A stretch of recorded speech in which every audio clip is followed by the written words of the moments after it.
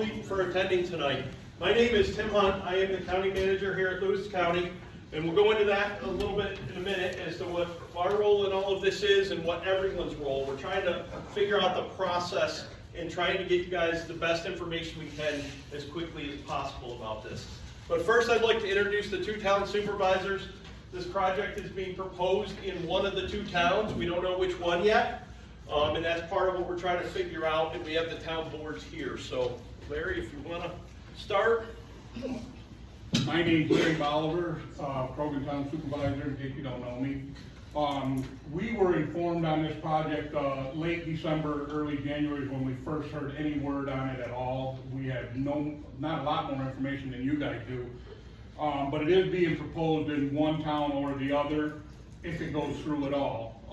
We've done extensive research on the project. Your choices kind of are, so to speak, I hate to say it this way, but they're talking about lithium battery storage coming into the towns around us or even in our town. This here would replace that, and this is compressed air instead of the lithium battery project, which in my opinion is a lot safer. As of right now, they haven't made a decision. We're a long ways away before we even get started on this project. But with that, I mean, we've been doing as much research as we can on this, reaching out to certain individuals. There's a project in California that we've had contact with, and we're just trying to gather as much information as possible and get your input on the project. I mean, it may not come to either town, but that's why we're calling this together. We were slapped in the face when CBS goes up there and shows everybody Mount Tom and says that's where it's going to be. That's not where it's going to be, just so you know. If it came to Krogan, it would be on the Beachy Road, which is about 7 miles different. So just wanted to give you that little bit of information. So other than that, I think I'm all set. You want to say something? Jeff Old, Town of Watson Supervisor. Pretty much what Larry said. Town of Watson found out about it about 3 days before they had a first meeting at the county courthouse. And at that time, when they said compressed air energy, I was trying to figure out how you even store energy in air. So did all that study. But anyway, we don't know a whole lot about it yet, and we're just waiting to see what they come up with. Larry, did you guys just, you amended your zoning law, I saw just like last month. Is that something to do with this? No. Okay.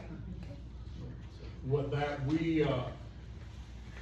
that's a whole different road we don't want to go down right now with AES. It took us a full year to put our zoning law in place. Okay, I'm just curious. And if we can, just to kind of make this orderly, I know there's a ton of questions. I'm sure there's a million of them. If you can give us about 15 minutes, we'll explain where we're at, what we're doing, what we know, what we don't know, and then some of the strategies moving forward. Because there is a lot of those things, like do we need to amend zoning laws, right? That's a huge question. That's one of the things we're trying to wrap our arms around really quickly. So let me kind of explain a little bit about the county's role in all of this. The first role was that we were the ones contacted. I got called on early in December from a lobbyist out of Syracuse that wanted to set up a meeting at the county to discuss a potential project in Lewis County. We set that meeting up. It was myself, it was Cassie Buell, it was Naturally Lewis, the economic development entity for Lewis County was there. So Brittany and Cheyenne were there, and we got this proposal dropped on us. So immediately I contacted the legislators that represent those areas, told them what we were told, and we reached out to the towns, and in that meeting we told that company, you need to meet with the towns as soon as possible. We do not want any information in the community that everyone is not privy to. It's not fair to conquer and divide. We need to stand together. A little disclaimer, what we're going to talk about are all these ideas or questions that we have found out or researched are the knowledge that we have to the best of our ability at the moment. One of the things that we're doing is when the company tells us something, we're trying to verify that with either the state agencies or, how do we know what they're telling us is true? There is not one of these facilities in operation right now. They have one in Goodrich, Ontario, but it's a different type of facility. It's much smaller and it's different. So we are trying to do as much research as quickly as possible. And we know it's generated a lot of interest with the community, so we wanted to hold the meeting as quickly as possible. The company is not here. We did not want them here. We do not represent the company. All of us represent Lewis County. We represent you guys. I don't want to be up here giving a pitch for that company, and I didn't want them doing that in this meeting. That's their job, to have meetings with you and tell you about their project. Our job is to gather the feedback from the community, the questions, the concerns, understand the process, and try to navigate our way through that. So just so you know, that's why we didn't want them here, because they're going to come up and give you the sales pitch. And we've all got to understand that that's coming. So that's what I wanted to just kind of let you know. That's what we know at the moment. Some housekeeping, just so that we can kind of do this orderly, is we'd like to limit to 3 minutes any questions from the audience. And when we get done with the presentation, maybe we'll answer some of those. So when we get done, if we could have a 3-minute period for people to come up and ask questions. Also, on your tables, there's QR codes that if you take a picture of that with your phone, it will take you to a website where you can put in questions.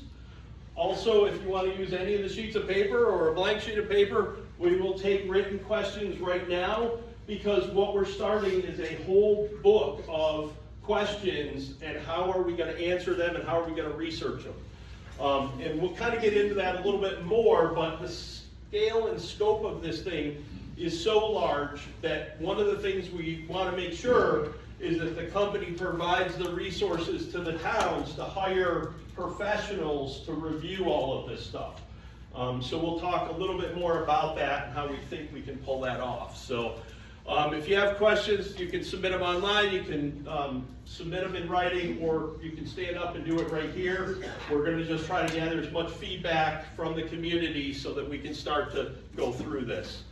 You can also send out updates to those that provide email addresses when they sign in. We'd like to start an email chain, and just for public information, whenever that we have any new information or the company comes to Lewis County, we will be pushing that out to the public. We will not be having any meetings that we're not sharing everything that's happening in them with you as the community. So a little bit about the process. Immediately after they talked about this project, we wanted to try to understand, is this even going to be a local process, or are they going to go through the O-res process like the Krogan Solar Farm has done here, which bypasses the local community? That was like one of our first, is this even going to show up in front of the towns? They told us that their intention was to come to one of the 2 towns. They haven't selected the site yet. They would like to select that site in 8 weeks.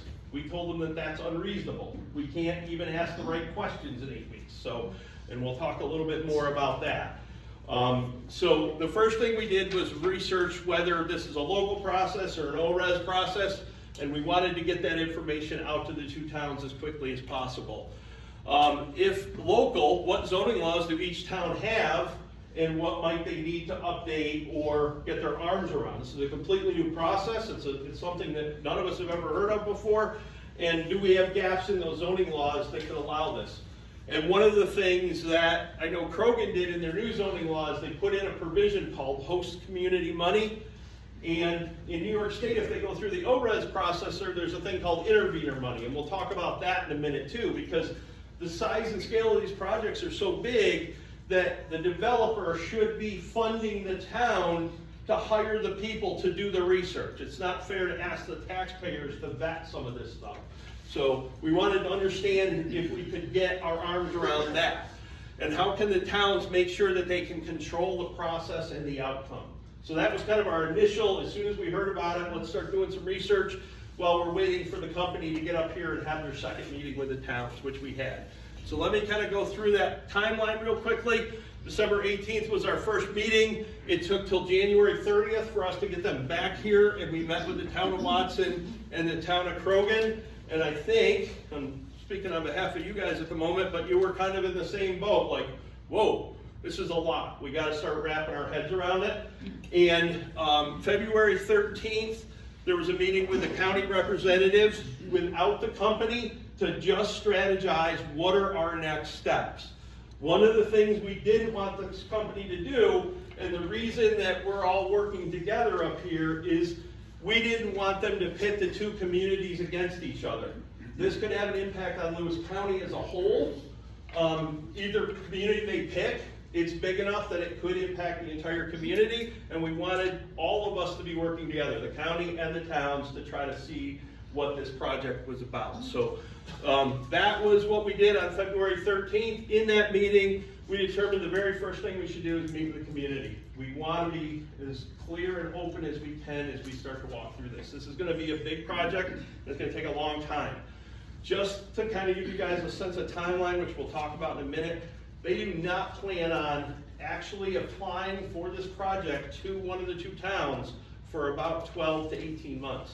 So it's going to be a long, drawn-out process, and we'll kind of go through what we think is happening and what we think they're doing. Before I do that, we have a little video that explains the project and the technology. Right? I didn't touch anything.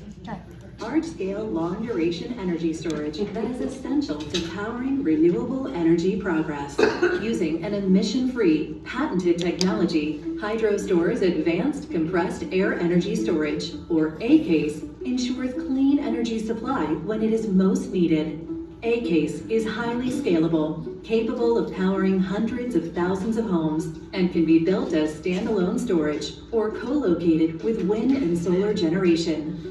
So how does it work? When excess renewable energy is available, instead of going to waste, it is used to charge an A-CAES facility, which spins compressors that produce heated compressed air. The heat is extracted and stored above ground. The cool compressed air is then pushed underground into a water-filled rock cavern. As compressed air enters the cavern, water is displaced and lifted into a surface reservoir. At this stage, the A-CAES battery is charged, safely storing potential energy as compressed air and heat. HydroStore's facilities are 100% charged when the cavern is filled entirely with air. When energy is required, such as periods of low wind or solar production, the process is reversed.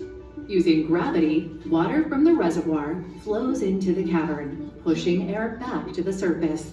The air is reheated and used to spin turbines that generate electricity. A-CAES is emission-free and does not rely on hard-to-recover sources, leveraging existing supply chains, labor, and equipment that is widely deployed in the conventional energy industry.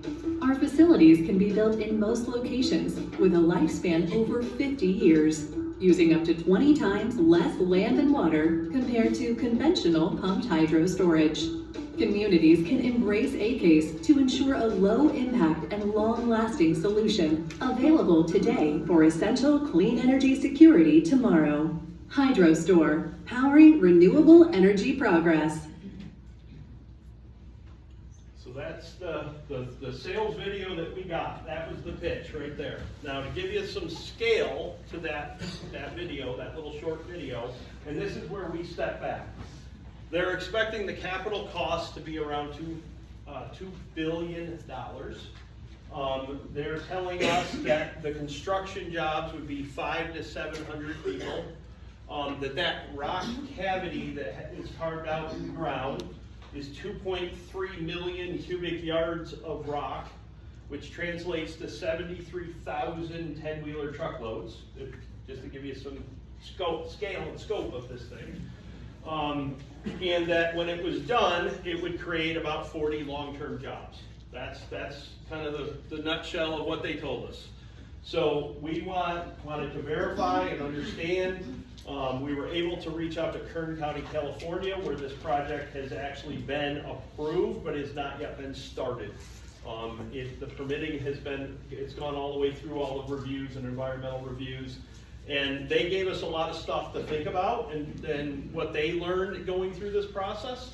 And that is in Kern County, California, but it is not started. There's also one in Australia that is not started. and then there is one in Goodrich, Ontario, but it's much smaller, and it is not the advanced storage, so it doesn't have the heat component to it. And that's one that we, the only one that's up and operational at the moment. So that's what we learned right out of the way. What is advanced compressed air?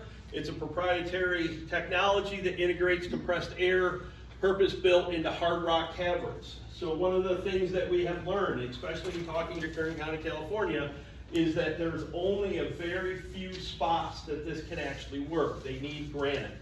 And they need a specific type of granite that doesn't have a lot of cracks or fissures in it. And the company believes that these two locations that they have an option on possess that. But here's the reality, they don't know that yet. They believe it is. And we'll talk a little bit more about what they've done and what they plan to do to verify that. But until that happens, they don't have a real project. Right now, it's a sales pitch, right? So, and I'm gonna tell you that there's a lot of things shifting on the state and national level right now. And we don't even know if the economics of this are gonna hold up, to tell you the truth. So just some things to think about as we're walking through this. I would be honest with you and tell you, I think it's got a 40% chance of being a real project. But just speculation on a lot of the changes that are happening right now. So that is what it is, that's the process. Where are the proposed locations for the project? The town of Krogan on Bisha Road, and that is the tax parcel number up on Bisha Road that they have an option on right now. Everybody has asked, and we've seen questions come in, what about the power line from there to the KV lines? And the answer is they have not reached out to anyone for right away for that. So, and they do not have a map of where that would go. So we don't have any further information other than these two locations. The town of Watson on Cotel Road, and that is the tax parcel. I believe it is called the Olmsted Holdings, is what I believe it is. Is that? Yeah. Yep. The other one's Robert Altmaier. It's Robert Altmaier is the property owner in Krogan. So that is the two parcels that they're looking at. Why these two locations? And this came from the company, and this has come from every engineer and everybody we can talk to, and that is they need a certain type of granite for this project. As a matter of fact, in the town of Watson, they have options on a third location, but they have already ruled that out because they don't believe that the granite is going to work for them. But they do have options on a third location in the town of Watson. So they have been here for a while doing some testing on these locations to try to determine where this might work. How will this project connect to the transmission lines? As I just mentioned, there's no easements, there's no map. We don't know that yet. Obviously a really good question, and that's some of the stuff we're all trying to gather as fast as possible. There will be easements required to connect to the transmission lines, and there are no agreements in place at this time. In Krogan, there are two substations they can connect to. There's the NICA line and there's the Niagara Mohawk one. In Watson, I believe they're still waiting for that one to be finished. There's a substation being built right now. And how far they are from the substation is also part of their calculations. So, has HydroStore purchased these properties? The answer to that is no. They have options on them to purchase them if it has the right type of rock.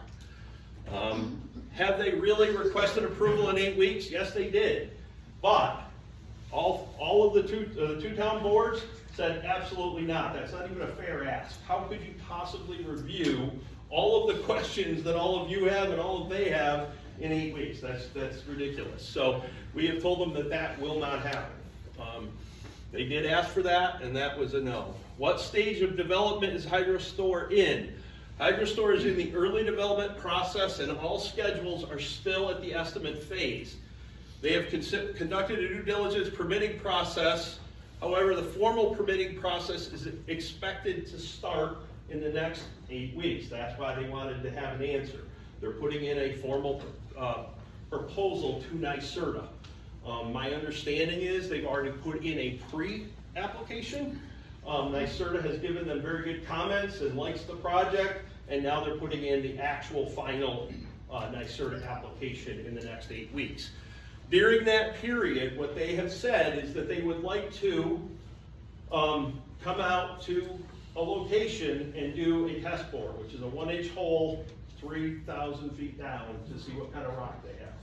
They would like to do that in the next 8 months, because they figure it'll be about an 8-month period before NYSERDA gets back to them with the interconnection, the financing, all of this.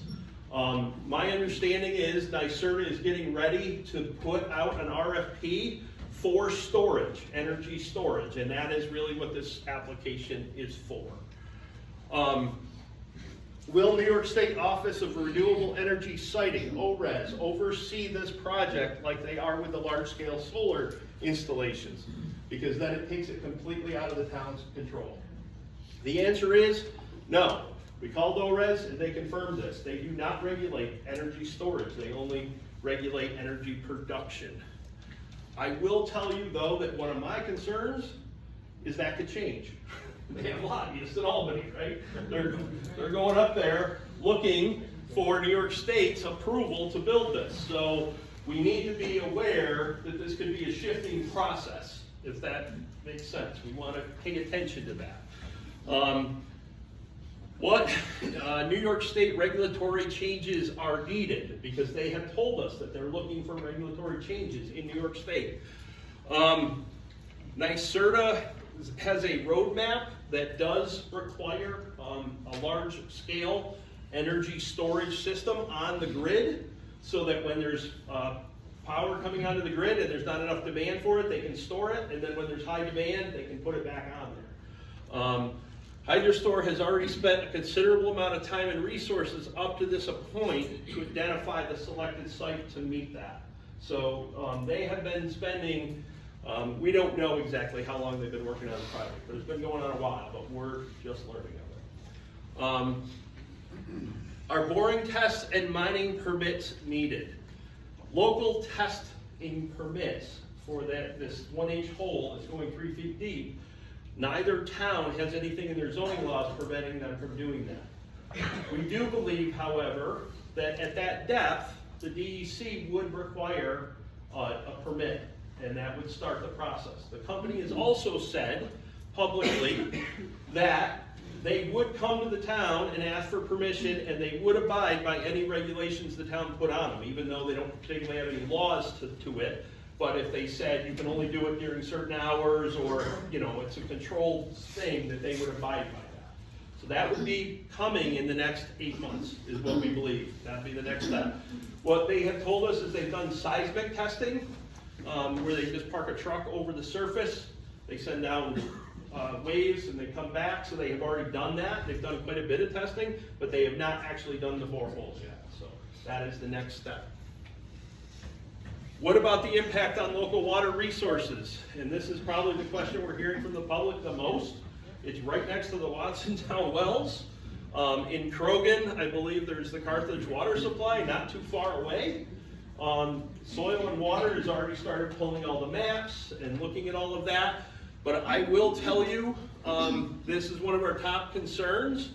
We don't believe, we believe we're going to need some experts to be able to verify the information they're telling us, because they're telling us that they're going to drill right through the water supply, and they're going to line it, and they're going to seal that off so that nothing ever happens to your water supply. But that's a big if, right? We need some engineering firms with expertise in this to understand it. 1, 2, I think either town would need to hire somebody to be on site at all times if this were to go forward, to make sure that they do it the way they say they're going to do it. And then what are the inspection processes going forward from that?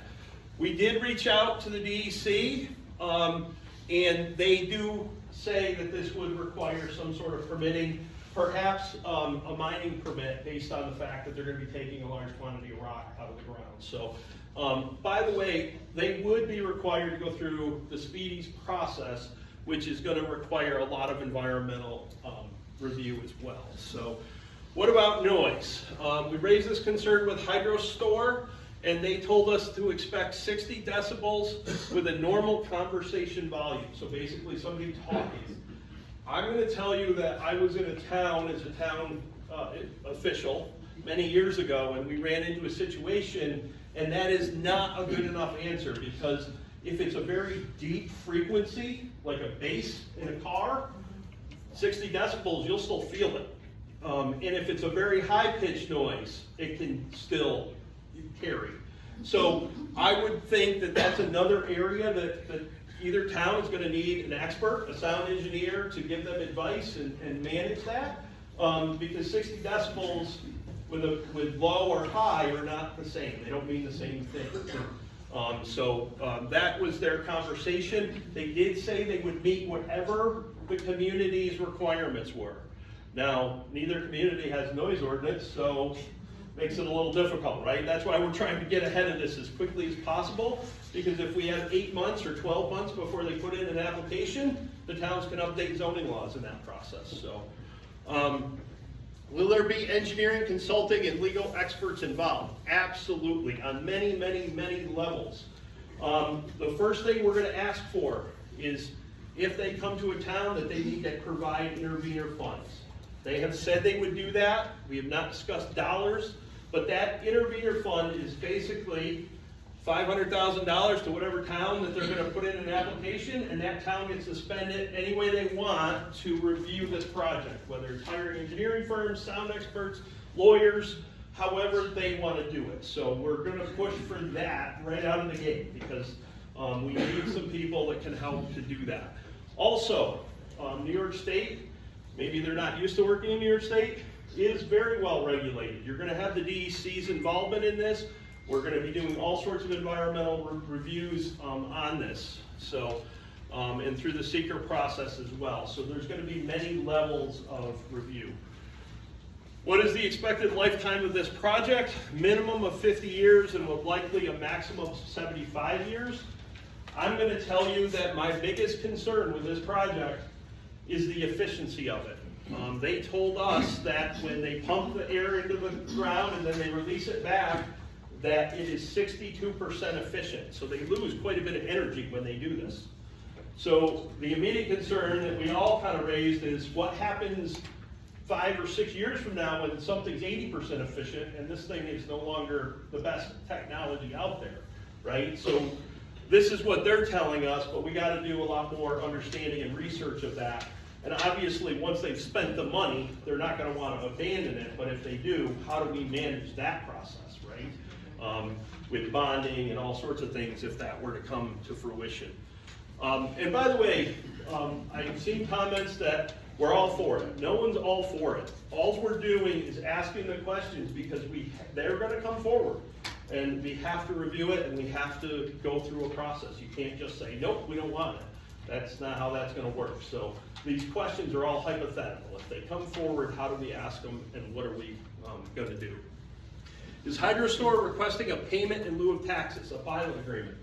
Of course they are. Yes, they've requested a pilot. However, there's been just a verbal request. There's been nothing in writing and there's been no discussion of what that would look like. Obviously, it's a $2 billion project, so the taxes on that would be very significant. But we don't know what that looks like yet. We've not had those conversations.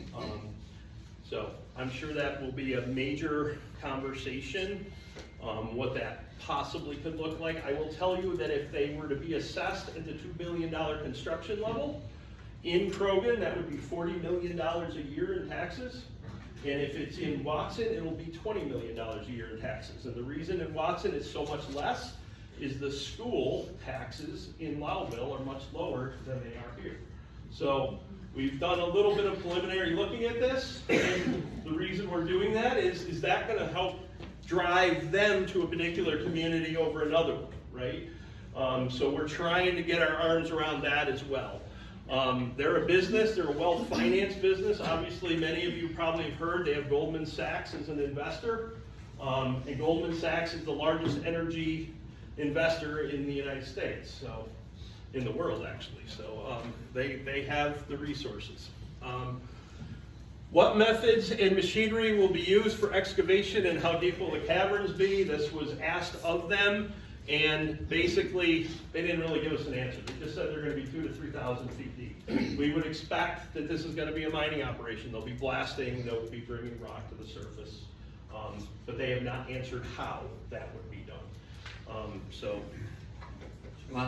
Will local labor be used? This was another comment I made at a county meeting, and the answer is, we would expect that from any developer that came in front of either town, and we would want to negotiate as a condition that they do use local labor. I mean, you're not gonna come here and bring in a bunch of people until you've done everything possible to hire the people that live here, right? So, yes, according to HydroStore, they would like to support a local labor force at competitive rates, but that's not a good enough answer. You know, that's gonna be negotiated, and that's certainly something I think both towns have agreed that they would push very hard to make sure that that happens. How many jobs are expected to be created? They have told us 400 to 700 jobs in the construction process and 40 full-time jobs when they're done. I have been reading the environmental reviews of the project in California, and one of the things about the 400 to 700 jobs that are a little misleading is the construction phase is 3 to 4 years while they're mining that cavity.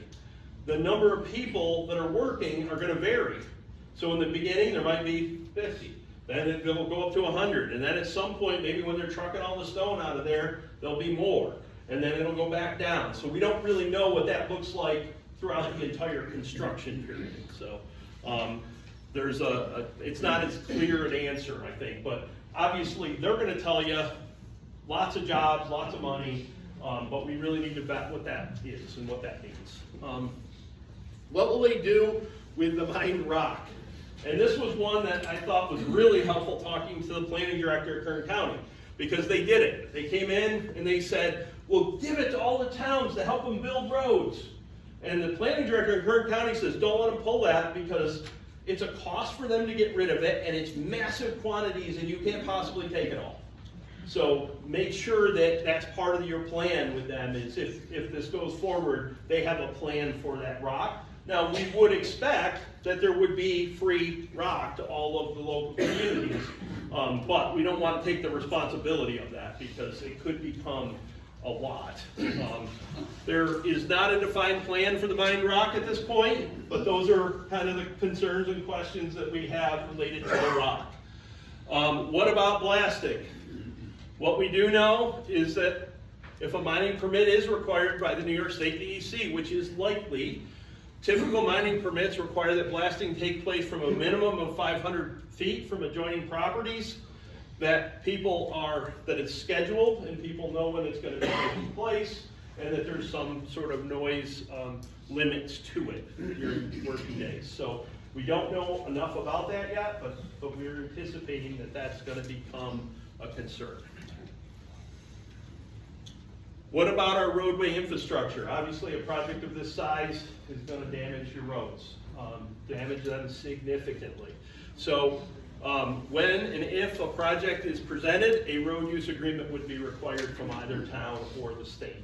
They would have to pave these roads when they're done, because you won't have roads when they're done with that kind of rock going across them. So,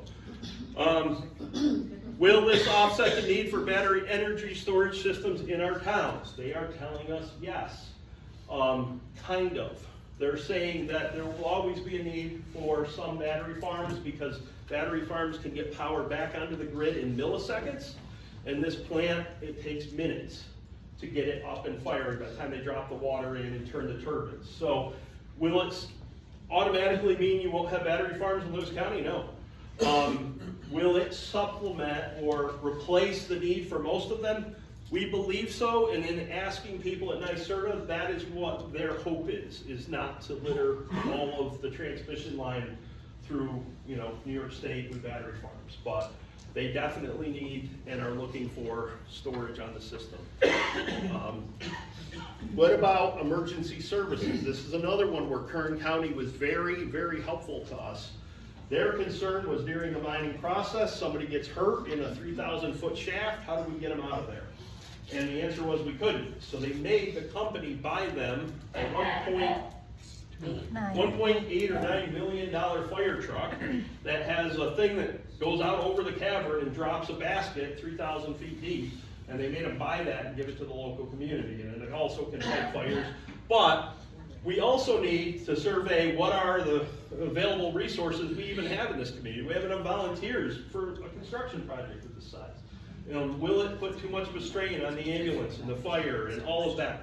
A lot of questions about emergency services, for sure. What about the natural habitat and wildlife? Part of the seeker review will evaluate all the impacts of that. That's pretty standard procedure now in New York State, that we would have to do an evaluation of all of that impacts. And how much of the 1 acre reserve site will be cleared. And the intention is to retain trees around the borders of the property. That's what they told us, is that they really only need 100 acres, but they've put options on 200 to 300 acres so that they could leave a vegetative buffer. At least that's what they're telling us. What studies on the site have been completed year to date? And wetland delineation, they've already done that on both sites. They've also done aeromagnetic study. Remember the plane everybody was wondering what was going over? Now you know. Now we know, right? We learned that today. They told us that today. So that's what's been done. Aeromagnetic study and permitting matrix for all permits required. So they have already started all of the permitting and trying to figure out, how they get this thing to move forward. So once the facility is decommissioned, what would the decommissioning look like? What they have told us is that all the equipment will be removed from the site. Cavern and shafts would be capped as per New York State decommissioned mine requirements. Additional decommissioning conditions may be required per the town zoning laws. And this starts to become part of the negotiation. We said, how do we know that that's going to happen? Because I know how corporations, multinational corporations, like to work, right? Get ready to close it, I'll move it into a shell company that has no money, we'll file for bankruptcy, and we'll run out of town. And they said, we'll give you a letter of credit. Well, maybe we need a bond that we hold, So there's a lot of those things that we've got a lot more research and experts to help us with. So that is what we've been told. Are there going to be any financial or energy benefits for local taxpayers impacted by this facility? Obviously, with a $2 billion CapEx, there's some financial benefits that could come to the community. They cannot, in New York State, come to you in the form of a reduced electric bill. We've tried and tried and tried with all the windmill projects, the solar project that's going on. It goes to the grid, and that's just the way that works. But is there ways that we could try to recap and do something different? Obviously, that would be the goal. Will a copy of all findings and reports be made public? Absolutely. Not only will either town, if they start this process, we've already started on the county website, questions and answers, everything we're learning, we're publishing there because we want everybody to see everything that's happening. And we would do that on behalf of either town. So we just anticipate the towns coming to us going, can you help us deal with that? Can you help us with X, Y, and Z? And we will try to do that. So yes, all reports will certainly be made public, and what we don't know. A lot. There is a lot. And I'm sure you guys are going to give us even more questions today. We sent the company a list of probably 50 questions. We've gotten maybe 15 or 20 of them back. So they're even being a little slow. And I can tell you some of the questions that people have already posed to us, they will not answer. They're a privately held company. We wanted to know how much of this is being financed by government money, grants, things like that. They're like, nope, not telling you that. I'm sure they're not going to tell us that. They're very tight with their financials. You cannot find them online anywhere. You cannot figure out any of that. So some of them we just might not. But we've asked it. But next steps. Meeting with the towns and HydroStore on March 11th. That meeting is to ask additional questions that have been raised since this initial meeting, to try to get a little bit more clarity. when we start talking about the NYSERDA process, exactly what are they asking New York State for and when do they expect it to happen so that we can do some more research. We have asked them if they could provide us with a site visit to the Canadian facility. Our fire chief and our board members can go out there. And I would like that to happen at their expense. And they said that they would do that sometime in April, that they would make arrangements to get people out there to look at that facility. Continue sharing all the information we get when we get it and what's available. Questions? It's all yours. How'd I do? All right?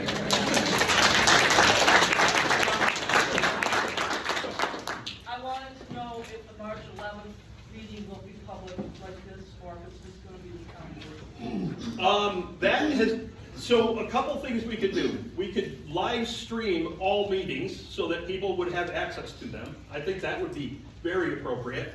I don't know if we can conduct every single I mean, look at the interest we got tonight, right? So the two town boards need to be able to ask questions, but I would have absolutely no problem recording it and putting it out online. But we have to have faith, and I personally have faith in your elected officials in your towns to do this. But I'll make you that promise, we'll make them public, all of them, okay? So if our only benefit we're gonna see out of this is a tax benefit, how do we know that we're gonna see that tax benefit and for how long?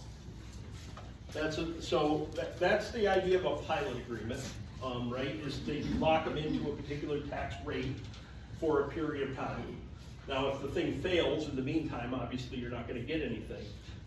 Typically, you front load pilot agreements, so you get more right up front, because right now is when they're most eager to help, because they're trying to get community approval. And then once they have it, they're less likely. So you try to front load pilot agreements to get them up front, get them guaranteed, and you know exactly what you're getting. So that they can't then go forward and say, get the property reassessed or do something to lower that. So that's the benefit really of doing pilot agreements. Otherwise, you can just say, pay your full taxes. But you know that a company of this size is gonna have lawyers, and they're gonna fight that tax assessment at every turn. So that's why you try to lock it in as best you can. Okay, so with National Grid, why can't we hold them to the fire and say, hey, we should get some kind of benefit? So, they're a corporation, and they got a monopoly, but Yeah. they're gonna probably benefit the most out of this. I'm gonna put in a plug for your legislator, Mr. Calamus here, because we asked the governor about that on Tuesday. Tom did. We were in Albany for the NYSAC conference, and we had to go to a reception, and the governor was there, and the governor's aide said, anything we can do for Lewis County? And he cornered him and said, yeah, National Grid's getting ready to build a huge solar thing, and where's our host community money? National Grid told us because they're a public utility, they're exempt, they don't have to do it. There's a law, right? They're not. This is a private company. National Grid's not. We just got an email back before I walked in here from the governor's representative from this area, and said that she had contacted the energy team at NYSERDA to push that up the thing. So can I tell you we'll be successful? No, but at least the question's been planted, and we've said, listen, you know what? We know that Lewis County has been picked as the green energy exporter for New York State. And what do our residents get out of it? Right? Question we gotta keep asking. So, we just keep pushing the issue. Thank you. Yep. If it's a new company, new technology, how can they give you the right answers to begin with? Well, that's why I started with a disclaimer of they're telling us some things, and then what we're doing is trying to verify that.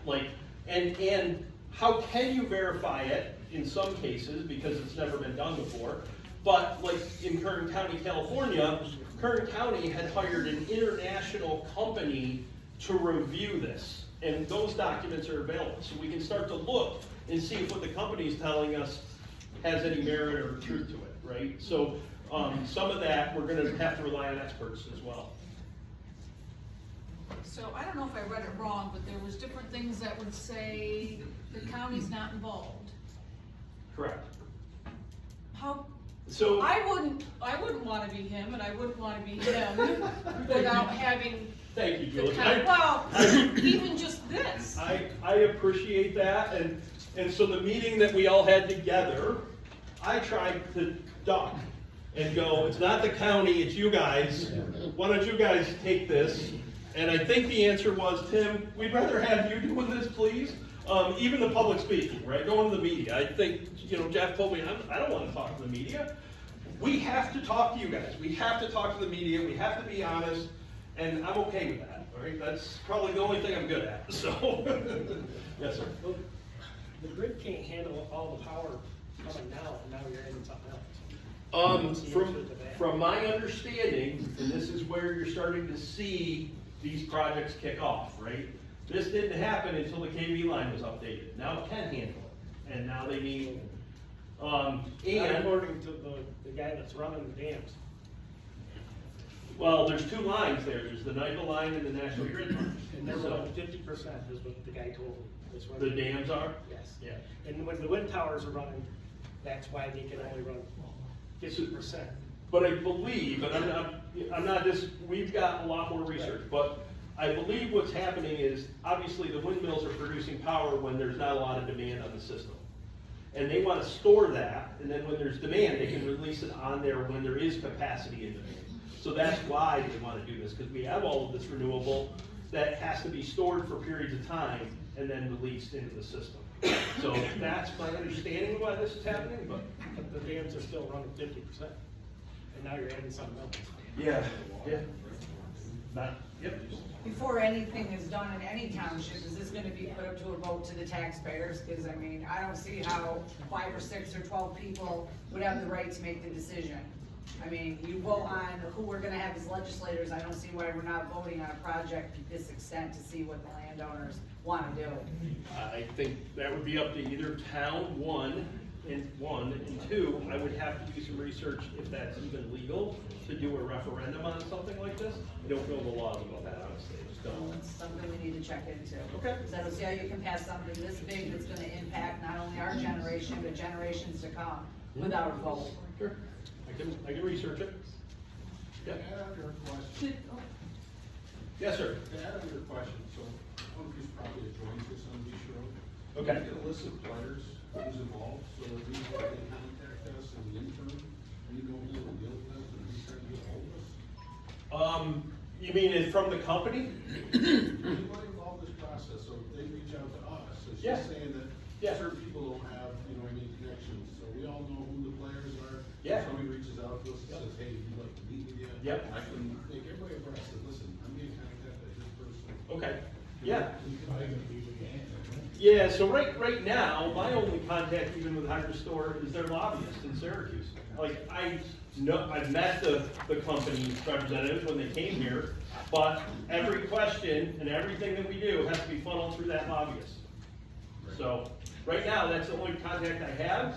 I can ask for a list of contacts from the company. Obviously, your local, board members here.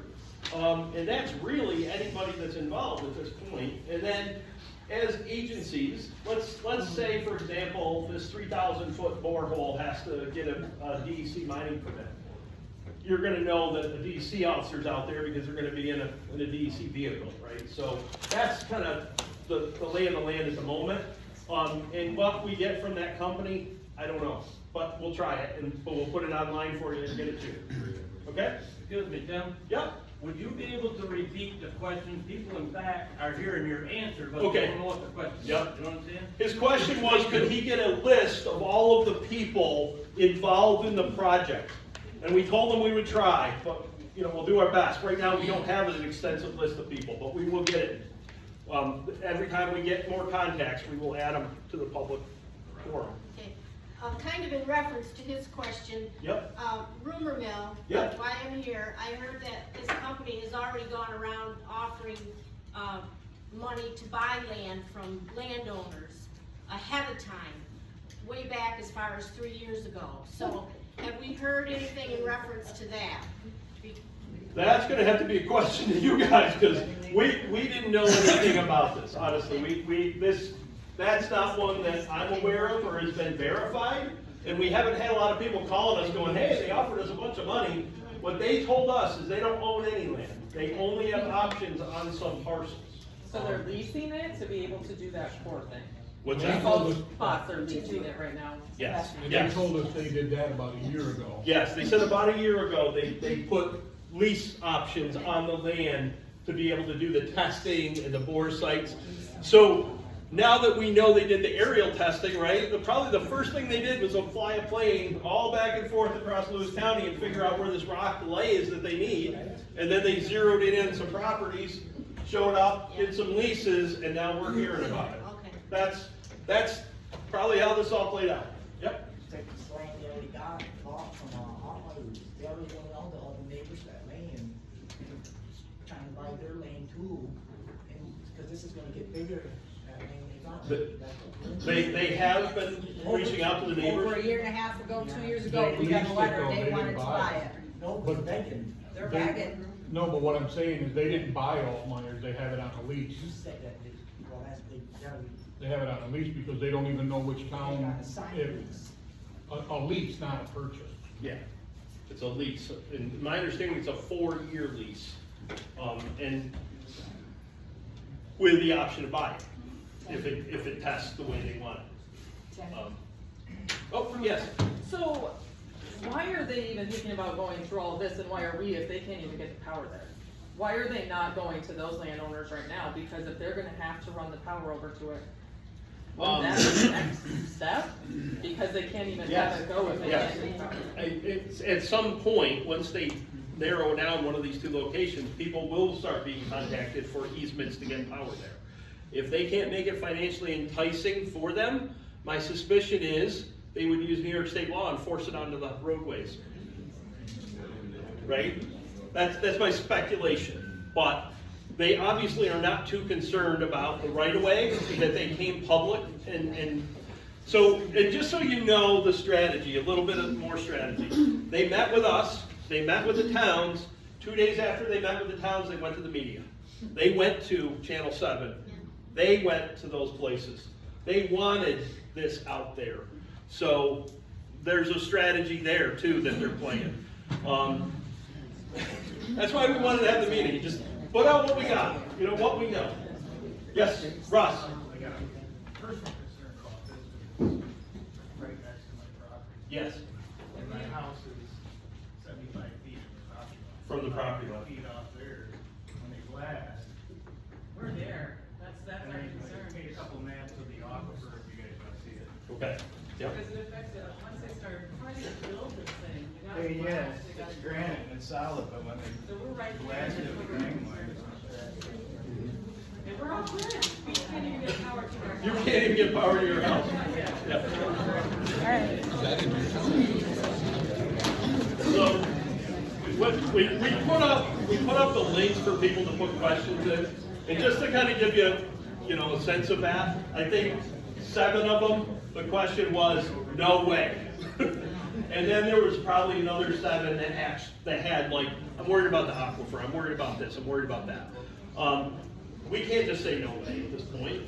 We know that. That's not how it's gonna work. They're gonna be able to go through a process and have it, go through this. So we're trying to gather as much as we can. Yes? Maybe I'm being naive, and I haven't heard yet why we want this here. So you said all those jobs, but some of them will be for like a year or so. Who's gonna give up their permanent job and raise a family on 1-year income and then have nothing to go back to? And Yeah. then who are the 40 that get a job? What are the job titles of the 40 that are gonna Right. be here? Is it anybody who's keeping Bolt's that job Well, title here? And I made a comment at the county meeting about jobs, about those 40 jobs. And one of the things that I would expect if this were to ever move forward is that company should tell us exactly what those job titles are, what are the skills required, and they should pay for training so that our residents can take those 40 jobs, right? That'd be one concern I'd have about getting into the contract. As far as who's for it or why we should be for it, I don't think that's answered, and I don't think we should answer that yet. We don't know, right, if it's good or bad. But what we do know, like anybody, they have a right to put in an application and that we have laws that guide that application we have to follow. So that's one of the dilemmas, is we've kind of, you know, well, and I'll be honest with you, another reason that I think Lewis County looks attractive for a lot of this green energy, we don't have a lot of zoning laws here. And they know that, right? So when they're choosing whether to go through the O-Res process or the local process, you don't think they've already researched the zoning laws in your towns? Guarantee they have. They haven't spent this kind of money to get here. You know what I mean? And that's one of my, that's why we're trying to help, because there's gonna come a point in this process. Right now, they're courting the community. There's gonna be a point where that stops, and they're gonna be pushing. And they're gonna show up with teams of lawyers, and they're, you know, so just, that's typically how this goes, right? You start off going, oh, we love you guys, and then, here you go. Sorry, I'm just telling you what I just wondered, right now, like this, the lady brought up about a vote, but right now, who says, if they wanna come here, who says yes or no? Right now, who has that? The who has that town power? in that community would have to get they would get a permit application, and they would come in front of that town board. So we'll pick on Krogan. They pick on Larry, you can name it, right? That's because Jeff's scared. They decide we want to go to Krogan. They show up at the town, they go to the town clerk, they get a building permit, just like any other project, and they fill that out. The town now has to start their planning board process and say, does this meet our zoning requirements? And what are the steps we have to go through to say yes or no? That's required by law. You can't just, and this is really hard for a lot of people to understand, but if you allow commercial residential homes, and somebody comes in to build a home and you go, I don't want you to build your home there, you can't say no to that because you've already defined that as residential. And if it's commercial, and somebody comes to do a commercial business that meets the zoning requirements, the setbacks and the signs, and you have to let them. And that's what's scary about this, right? Is that this could become a situation where you can't stop it. And we want to hurry. We want to hurry and understand as much as we can and provide these guys with the tools they need if this thing rolls out. I think you got it. I think that's everyone's fear here. Right. That we won't, if we don't want it, we can't stop it. It's a fear of all of us. I think it's a fear for your supervisors, your board members. Yeah, we've got to understand it. Yes, sir. Who would ultimately be negotiating it, and will the public be, have a weigh-in on this? On the negotiations? Well, we should gain something out of it, because it's in our township, and are we gonna have a team of lawyers to help us negotiate this? So if you're talking specifically about the pilot agreements get actually negotiated by the Industrial Development Agency in Lewis County, which is naturally Lewis, oversees that. I would suspect, and is anyone here from Naturally Lewis? I don't want to speak for them, but I would suspect that they would retain specialized legal counsel in this because they're going to be coming in very savvy. And we need to be equally savvy. Yes, sir. So, just, I guess, a comment or a question maybe. But you got this big company and they're coming in and they got all these high-powered lawyers and they're already pushing. They went to the media and all this other stuff, right? I totally understand what you're saying, where you can't just say no, they have a right to put in the application. But I think what is prudent is to put the full cost of every step on them. And I think we just need to keep that in mind. Right? Okay. So like, naturally Lewis County is gonna need lawyers to do the. And they should pay for that. for that. Yeah. They pay for the third-party engineering firms. That's what the intervener fund is for. What? That's what the intervener fund are for. Yeah, but somebody has to negotiate those intervener funds, and I think we gotta be really careful not to cap ourselves, right? 100%. So, the language in whatever agreement can be, you will pay for, You will keep paying until we're done. Exactly, and not this, like you mentioned, I'm not saying this is what you intended, but you mentioned, you give us $500,000, we go, well, what happens? There was a when we use it hypothetical up? number. I don't know what that would be. So I think we just gotta be careful because like, again, you can't just say no. Right. But at the same time, like, we could get steamrolled because we're not some big, huge corporation with Goldman Sachs behind us. And I would also suggest, and that's why I kind of preface this early in the process, they could be coming into the town and realize that, wow, maybe we don't have a chance to get through this because, you know, the town has updated zoning laws, done some things. They could be, and I suspect they already are, lobbying New York State to run this through the ORES process and take it away from us. So I talked to an energy developer and they said, of course we'll start with the town process first because it's way cheaper than going through the ORES process. So we have to be prepared for both options, I think. Yes? So in talking to Kern County, what did they do as far as employment? Because if you get on HydroStore's website, you have to have a MBA in geology, 10 years mining, all of these things. So, I mean, I love Krogan people, but we don't have that expertise here. Right. So in these 700 jobs, first of all, where are you gonna put 500 to 700 people in Belfort? Because we don't want them there. Yep. I don't care where they're coming from. Like, are they bringing them from Canada?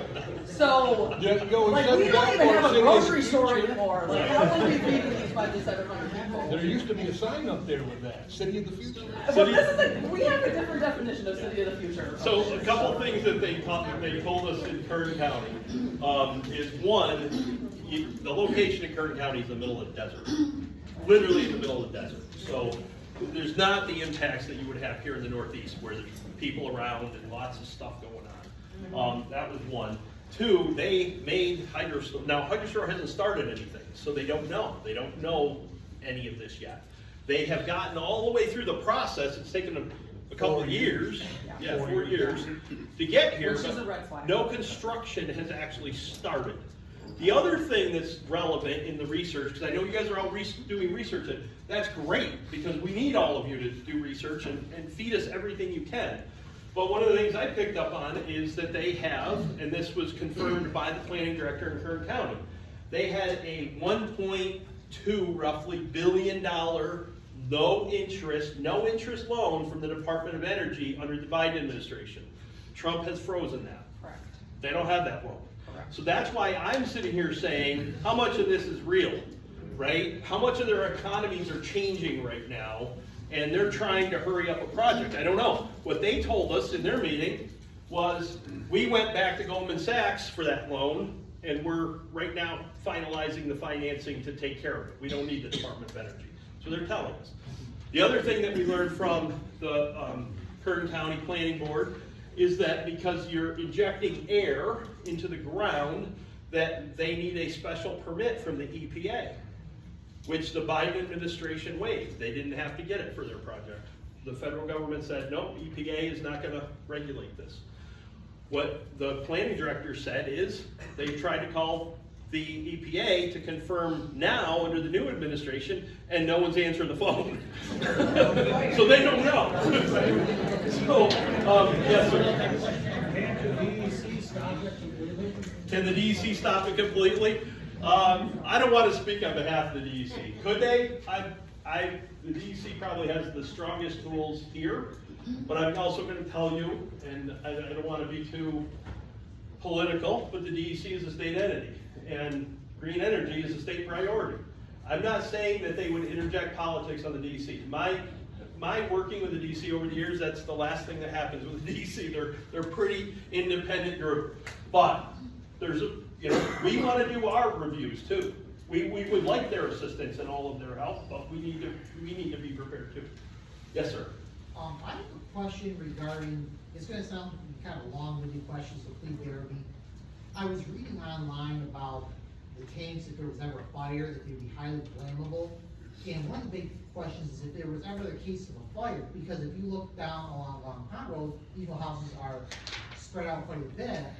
If there was a fire, if there was ever a fire, and there was an explosion, what would be the size of that explosion, and what chemical reactions would happen as a result of that? Because a lot of times when you have certain processes like that, they can emit toxins into the air, toxins into the water, and everything else. Is there any information regarding if there was ever a fire that would like to Yeah, so some of the information that's both in the paper and going around on the internet is misinformation. Okay. There are some plants that use chemicals. This one does not. This is water and air.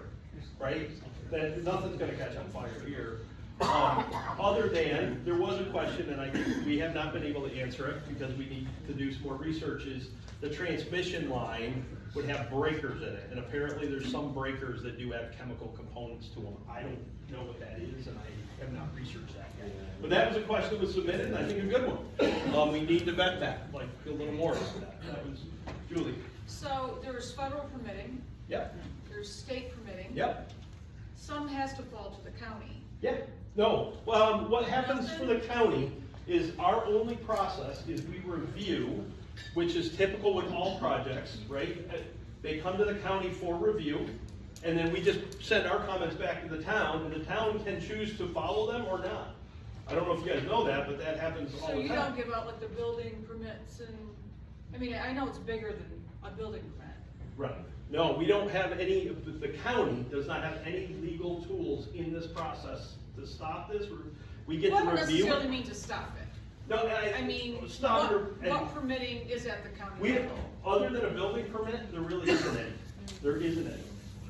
We would review it, it would go in front of our planning board, and we would make recommendations back to the town. Well, because I know with the transmission line, that whole debacle that was plowing through and now whatever, that there was conversation that because they're doing this to us, we're gonna steepen our, permitting fees. So there was a See what we can get permit, out. there was a permit I was exploring, and you know that I was the highway superintendent before I was here. So, under New York state law, if you go over a highway or under a highway, there's a right-of-way permit. And so what I was exploring on that National Grid project is if they're gonna do that, to this gentleman's point, we wanna charge them for everything we can we make that right-of-way permit really expensive? So that anytime that line crosses a road, can we recover some money? The answer to that is, we can, but if we make it unduly reasonable, they can sue and that won't work. So that was just me trying to figure out, is there any control we have over this thing? Because this is very similar to that, is we learned about it, we knew the community was concerned about it, we wanted to meet with them and try to understand the facts, but we didn't know what we could do. And there's still a lot of questions about if there's anything we can or couldn't do. And if you make it overburdensome, the state's just gonna go around you guys. Right. Yes, sir. We have had in this area some earthquakes. Has that ever been thought about? You get a 3,000-foot hole in the ground. I know the talc mines and the zinc mines and so forth have been doing the same thing, but this outfit is going to have to be more airtight. Yes. As you said, watertight, whatever. I think obviously not just an engineer, but a geologist would have to be consulted with for that reason as well. I think not too long ago, there was a small quake up through a little ways north. The microburst, yeah. It's Yeah. not There was so one far 2 years out. ago and then. Thank you. I want to say thank you for putting this together tonight. This reminds me so much, I'm old enough, been through all my life to remember when earthquake gas came into this county, to our county, with a 30-inch high-pressure gas line. Scared the living daylights out of a lot of people. The community listened, and they brought the right people in to sell it, grant you, but they've been the best neighbors, never impacted a thing. Continue to pay taxes. They took local people and trained them to do their job. They're people for Iroquois. I know 3 of them are local people up there. I'm not saying that this company will do it if it ever happens, but I know for a fact that the 2 solar farms in our fire protection district do not have battery storage. Yeah, but I guarantee within the next 2 years, I got that from solar people, you're gonna see these batteries being installed there, and we won't have a say in that. That's gonna happen. And change, going forward, but I'm so glad that the county's on board, and granted, what do we know about it? It's great to listen and have all these questions and stuff, but. To Linda's point about the workers, they said 25 to 40 full-time jobs once it's up and running. But that's a 6 to 7 year process, and you're probably gonna be able to get some sort of training through this company to train up 30 to 40 people that can actually do the work instead of bringing somebody in from California or Wyoming or wherever. So there's gonna be an opportunity there for someone to learn the job and possibly be hired locally. That's what we're hoping for if it goes through. If you look at that aerial picture that was put up there, diagram, and then go on and look on their website, and the aerial view of the proposed one in California. And now go look at Iroquois Gas on the old state road, an aerial view of that, and see how nice that facility is. You wouldn't know it's even there. And just, I'm not saying I'm for it or against it, but I will take it and do my due diligence and understand it before I make up my mind. Would this be the biggest mining operation in Lewis County? I couldn't answer if this would be the biggest mining operation in Lewis County. My speculation would be yes. Well, wouldn't that give you some leeway to yes or no? I think it's gonna trigger a lot of reviews, and that's what we've been trying to figure out. You know, I believe that, you know, they would obviously have to have a mining permit. They're gonna be regulated pretty heavily, at that depth too. So, yeah, and like you said, the EPA, we don't know the answer. There's no way to find out right at the moment what reviews might be happening there. Like, Tim, don't you think that a trip to Toronto would answer a lot of questions? I do, and I think, and we're trying to get that set up right now. And I did tell them that that needs to be at their expense. So, I mean, we shouldn't have to go out there to learn about this thing. They're trying to get that set up.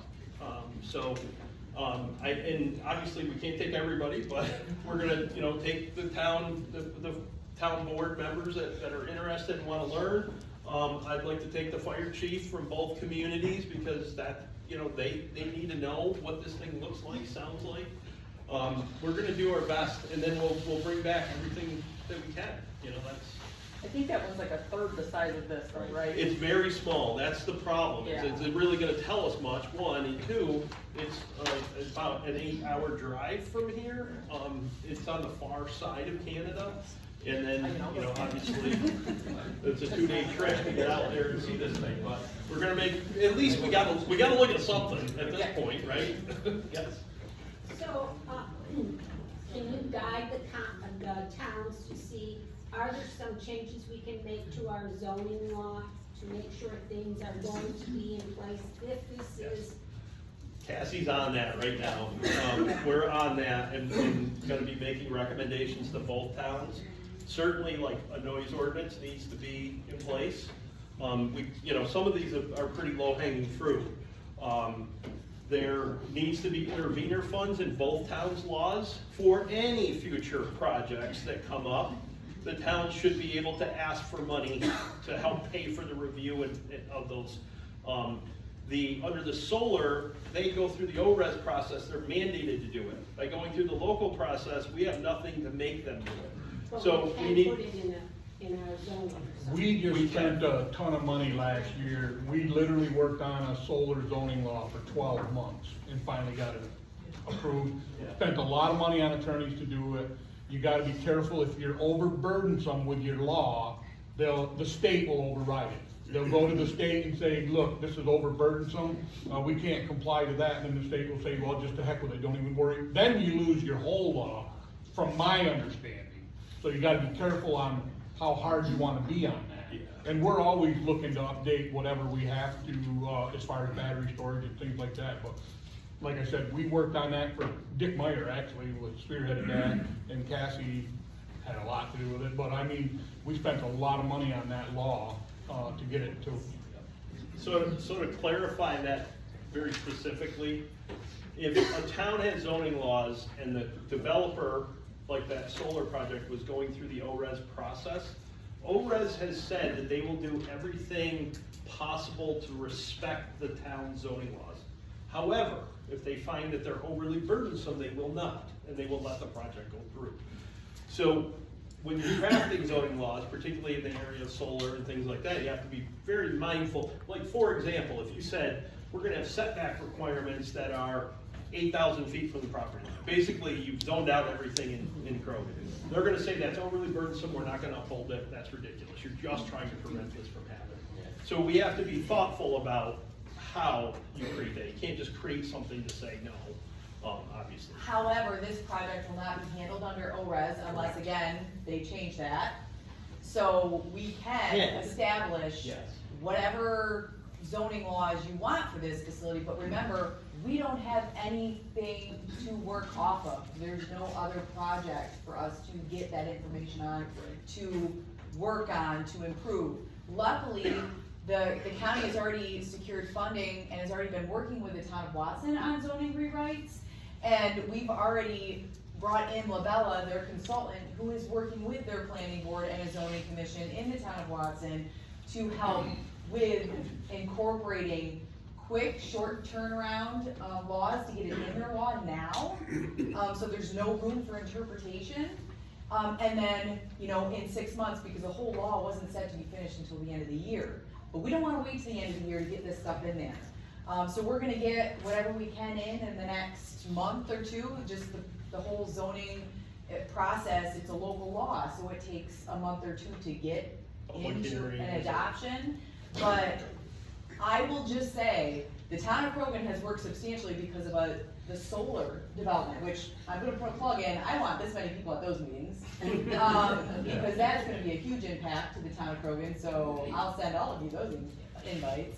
But they put substantial regulations on solar, they put substantial regulations on battery energy storage. However, this project does not meet those battery energy storage requirements because it's not a battery. So we need to go back to the drawing board and put something into his law, and my challenge is I gotta do that without any attorney fees, because they've already met their quota for a 12-month period. So we're working with Labella, like I said, my offices, we already have a meeting scheduled for next week with Labella to get that verbiage and to get started on that with Watson, because we don't want them to move forward with the project without significant zoning requirements in the zoning law for the town of Watson.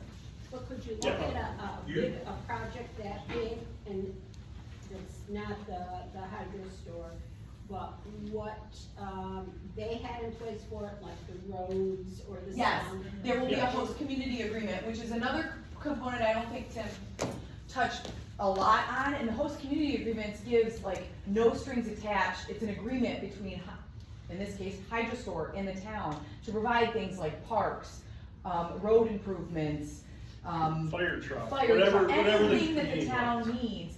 Those are where the host community agreements come into place, on top of a pilot agreement, okay? So those are those options. We put those into the town of Krogan law for solar developments, for battery energy storage facilities, okay? But we can do that with the A-CAES for both communities too. So on top of any pilot agreement, we would require a host community agreement, absolutely. I will just say that there's a substantial amount of work being done in the background by these two gentlemen and all of their board members to try to make sure that all of those details are in your zoning laws. And this is just my little plug. You have wonderful people in this community who work really hard to serve in these roles, town supervisor, town boards.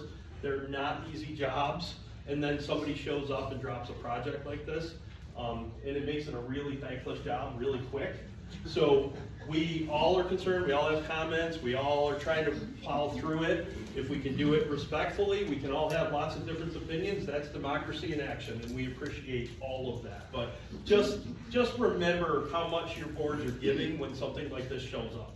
I will also say, get involved, be planning board members, because then you're gonna have a front row seat to all that, and you're going to have part of that control.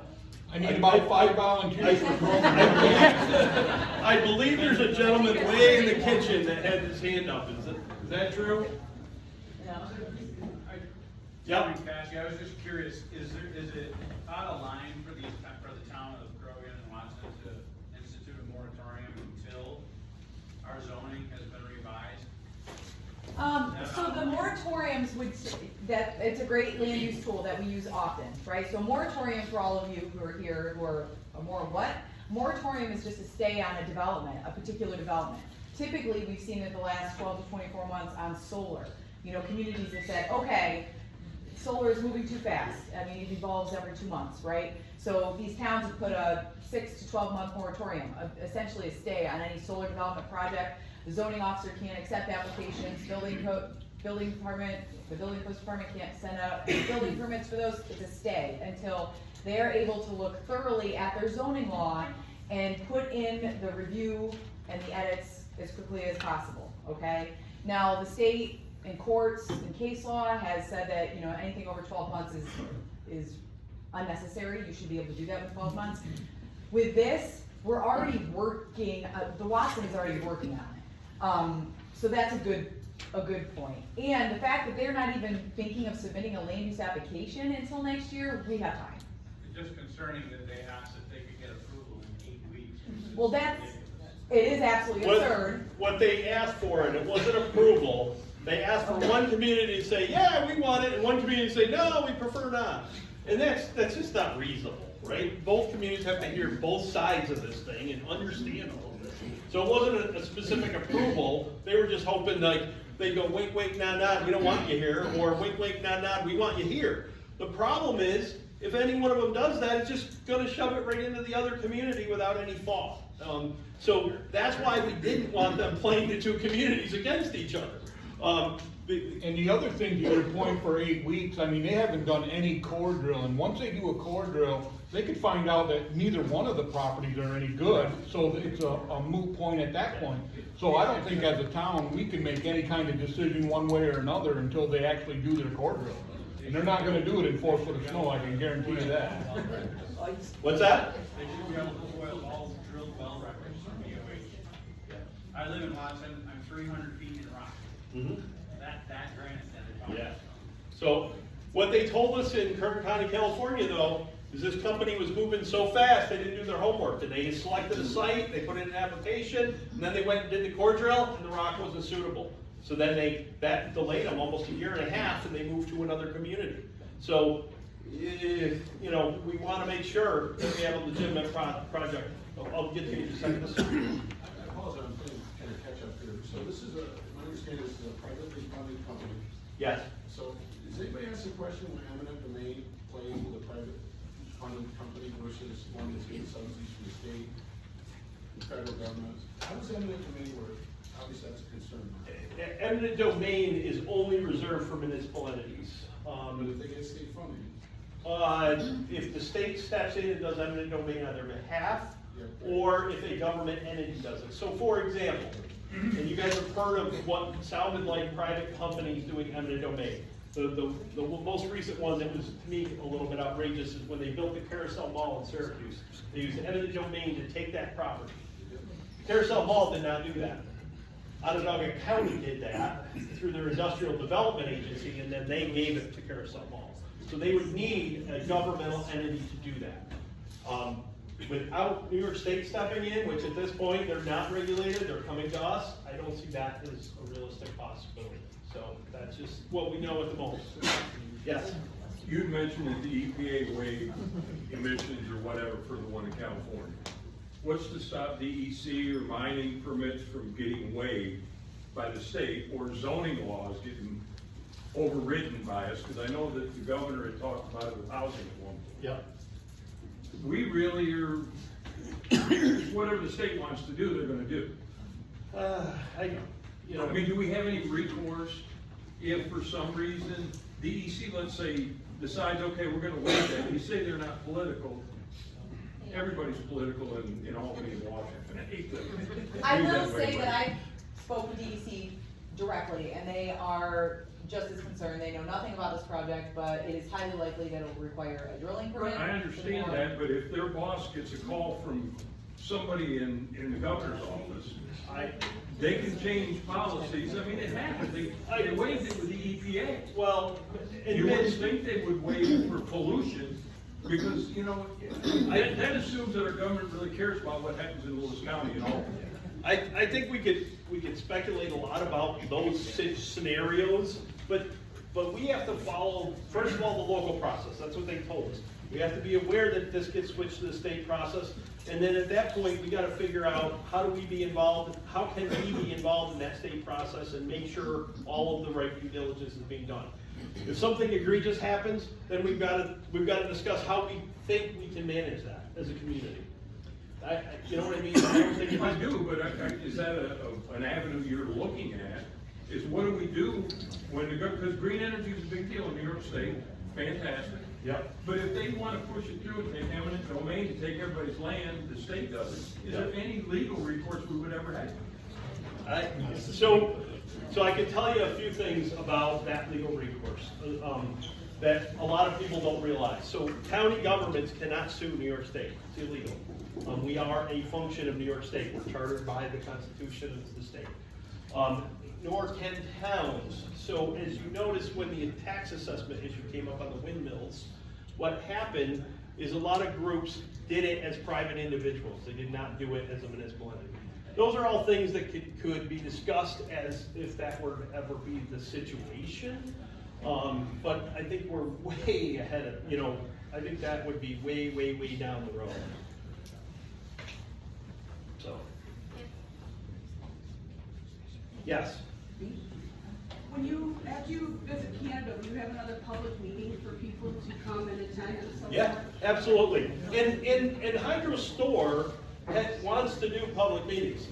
I just don't want to be part of those.